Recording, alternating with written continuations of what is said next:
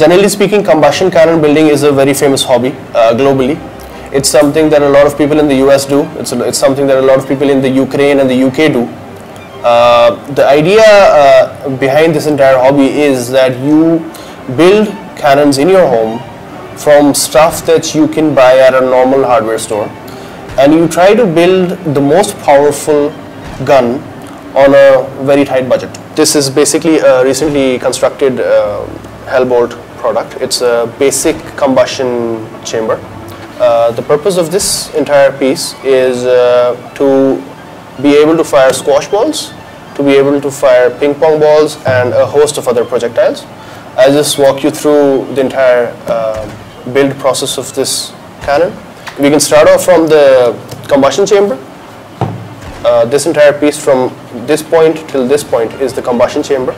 The explosion takes place inside the chamber, and the reason the firing mechanism for this is pretty simple. It's basically you pump in a little deodorant into the chamber, you mix it with air, and you can see the air pump right here.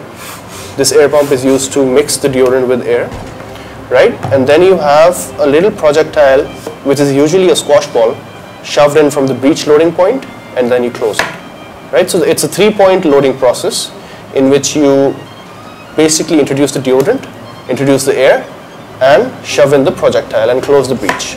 Once that is done, all you need to do is aim and fire. So once you have that cannon hand-built in your house, you keep on tweaking it, improving its performance, improving its ferocity, and that's the entire hobby. That is what the hobby is about. Home-built cannons, and cannons which can fire everything from squash balls, ping pong balls, right? Socks, rolled cloth, t-shirts, anything and everything. So basically what you're looking at right here is a multi-purpose home-built recreational cannon.